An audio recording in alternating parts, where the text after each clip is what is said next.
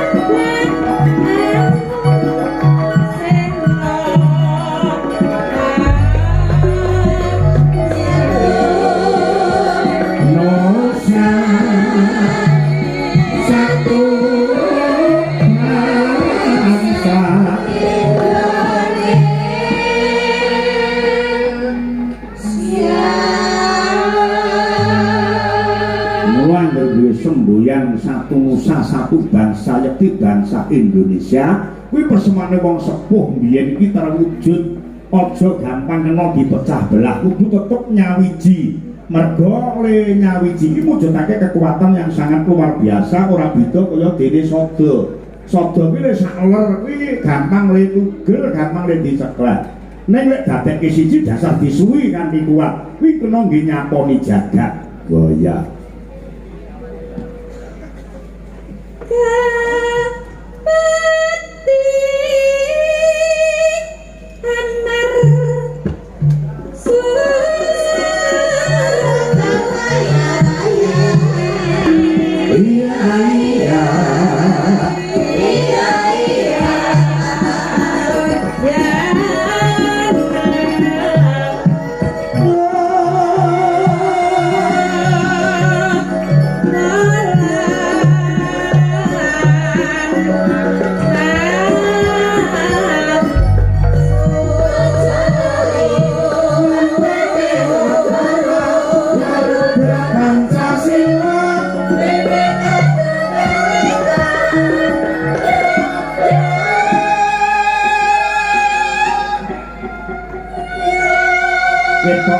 beda ning jane padha ya.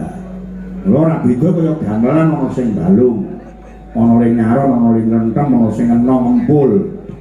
Kuwi mujudake gegambaran Bhinneka Tunggal Ika. Ning nek didukung bareng dasare gendinge penak dadi lan apike ya.